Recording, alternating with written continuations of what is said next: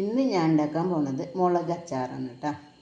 അപ്പോൾ ആദ്യം തന്നെ നമ്മൾ ഒരു പാൻ ചൂടാക്കാൻ വെച്ചിട്ടുണ്ട്. ആ പാൻ ചൂടായതിൻ്റെ അതിലേക്ക് വെളിച്ചെണ്ണ ഒഴിച്ച് കൊടുക്കാം കേട്ടോ. 8 പച്ചമുളക് ഈ അടിഭാഗത്ത് ഇങ്ങനെ ഒന്ന് കീറി കൊടുത്തിട്ടുണ്ട് കേട്ടോ.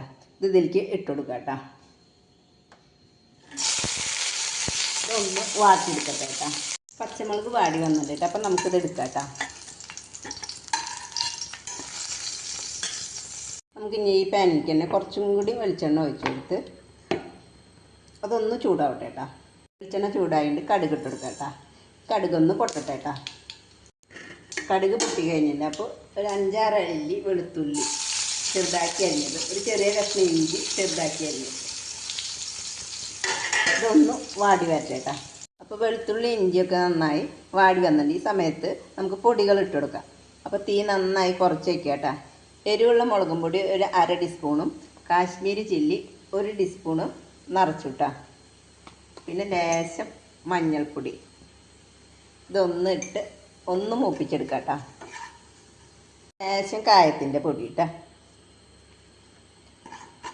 ഇതൊന്ന് മൂത്ത് വരട്ടെ കേട്ടോ. നമുക്കിതിലേക്ക് പുളിയുടെ വെള്ളം ഒഴിച്ചെടുക്കാം കേട്ടോ. ഒരു ചെറുനാരങ്ങ വലിപ്പത്തിലുള്ള പുളി വെള്ളത്തിലിട്ടിട്ട് അതിൻ്റെ വെള്ളമാണ് ഇപ്പോൾ ഒഴിച്ചു കൊടുത്തുള്ളത് കേട്ടോ. ഇതൊന്ന് തിളച്ച് വരട്ടെ കേട്ടോ.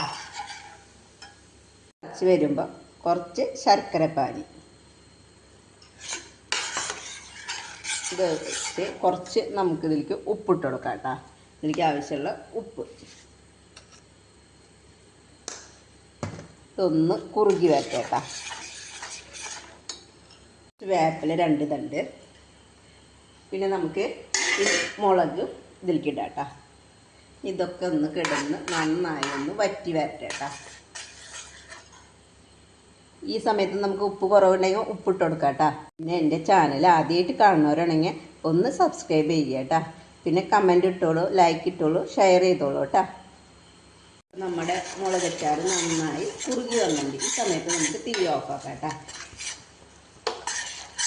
ഒന്ന് ചൂടാറി കഴിഞ്ഞാൽ നമുക്ക് ടേസ്റ്റ് ചെയ്യാം കേട്ടോ. മറക്കരുത് കേട്ടോ എൻ്റെ ചാനൽ സബ്സ്ക്രൈബ് ചെയ്യാം കേട്ടോ. അപ്പോൾ എല്ലാവരും ഇതുണ്ടാക്കി നോക്ക്.